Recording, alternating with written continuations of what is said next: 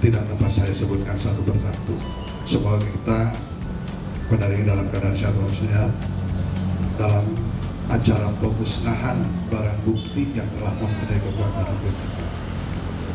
Tidak lupa kita ucapkan syukur kepada Allah Subhanahu wa Ta'ala bahwasanya pelaksanaan pemusnahan barang bukti ini yang telah mempunyai kekuatan tetap ini dapat kita laksanakan pada hari ini.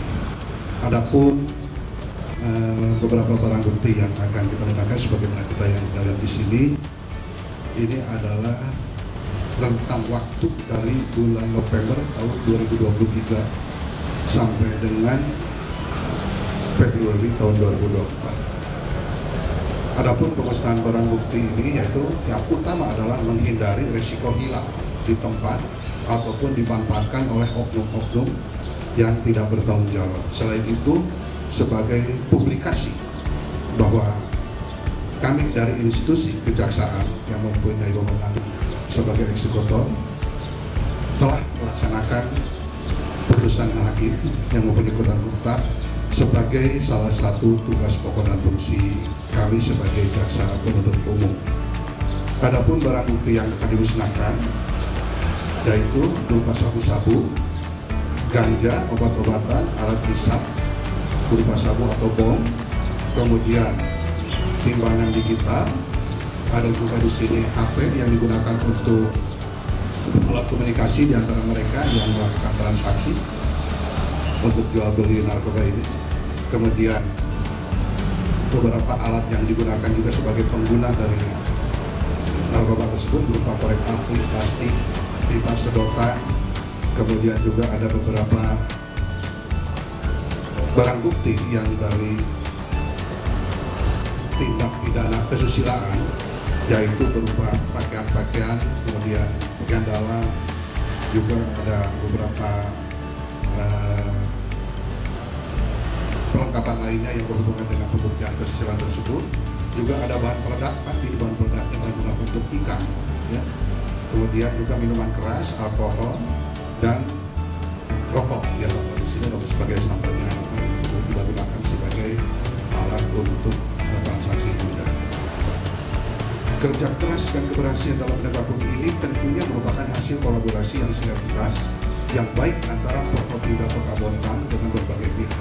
Kami tidak bisa berdiri sendiri dan berjalan sendiri. Tentunya ini harus melakukan suatu koordinasi yang terpadu melalui Forkopimda khususnya, dan ini tentunya akan mempunyai suatu efek yang besar apabila kita secara kompak, secara sinergi mengantisipasi terjadinya tindak pidana ini. Adapun tindak pidana yang kedua menduduki peringkatnya adalah tindak pidana kesusilaan. Dalam hal ini adalah pencabulan. Dan di sini pelaku-pelaku dari pencabulan ini justru kebanyakan dari usia produktif juga, anak-anak di bawah umur, baik itu pelaku ataupun korbannya. Nah, disinilah kita juga perlu memberikan perhatian khusus kepada tindak pidana ini. Mengapa ini menduduki urutan kedua? Tentu kita sama-sama tahu bahwa faktor penyebab utamanya ini adalah yang selama ini kita lihat dari modus operandi dari berkas perkara dari media sosial. Saya atas nama pemerintah menyampaikan terima kasih yang tak terhingga sekaligus apresiasi atas kinerja Kejaksaan Negeri Kota Bontang dalam hal penegakan hukum. Dan ini tiap tahun kita lakukan di tempat ini, itu menjadi salah satu bukti tentang kehadiran aparatur dalam rangka penegakan hukum, khususnya terkait masalah narkoba dan juga hukum yang lainnya.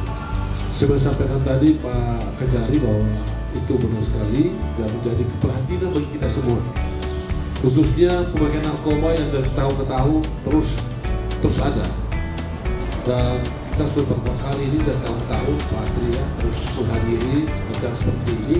Itu pertanda bahwa narkoba selalu ada di lingkungan kita, dan ini akan menjadi perhatian kita semua. Saya kira juga BNN telah menetapkan Bontang Bersinar, bahkan telah menyaksikan Lurah Bersinar, Bahkan kemarin Kota menjadi tuan rumah dalam pelaksanaan Hari Anti Narkoba Indonesia, khususnya daerah pesisir dan perbatasan. Dan begitu banyak telah kita lakukan sinergitas dan kolaborasi antara BNN dan seluruh penegak hukum, termasuk stakeholder yang lain, perusahaan. Namun juga masih tetap P4CN itu masih tetap ada di lingkungan kita. Sekira ini perlu kita tingkatkan secara bersama-sama di lingkungan kita, di di teman-teman kita, dan juga teman-teman di lapas Kota. Alhamdulillah, karena pada saat tujuan kami ke sana, 60% sampai 70% itu hunian di lapas itu adalah narkotika.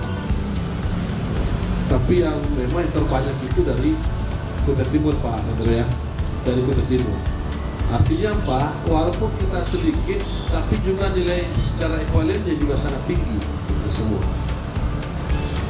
Dan sudah berbagai efek jerah yang telah kita lakukan, baik hukumannya, tuntutannya, dan juga dan lain semacam. Tapi juga tidak memberikan masih sekarang ini jerah terhadap perangkat itu. Saya tadi berdiskusi sama Pak Wakil PN. Baru-baru ini telah memvonis lagi pelaku narkotika dengan barang bukti setengah kilo setengah kilo narkotika dan hukuman 17 tahun. Artinya kita komitmen, aparat penegak hukum komitmen dalam hal penuntasan ini. Mungkin di samping itu tadi saya menyambut baik keinginan Pak Kejari. Insya Allah Pak Kejari juga akan tidak lanjut itu sampaikan. Kalau yang tadi sampaikan beliau ini Pak Kejari sungguh luar biasa. Saya kira ini akan dipakai saya dan akan sampaikan nanti ke instansi terkait agar bisa nanti berkoordinasi dengan kejaksaan, Kapolres untuk terkait sebenarnya kita sama-sama terpadu dalam hal mudah-mudahan tahun depan kita bisa menurunkan angka itu, angka kekerasan terhadap perempuan dan anak, dan juga terkait pemakaian narkoba. Sekira kalau sekarang kapan lagi, dan program kita siapa lagi untuk bagaimana menyusul anak-anak kita ini, untuk anak-anak yang benar-benar bisa produktif dan menjadi teladan orang tua dan sekira itu ya saya sampaikan. Terima kasih sekali lagi kepada Pak Kejari dan seluruh temannya, dan teman-teman Perpindah dan juga organisasi Perpindah yang hadir. Semoga upaya kita ini bisa memberikan jerah terhadap para pelaku dan semacam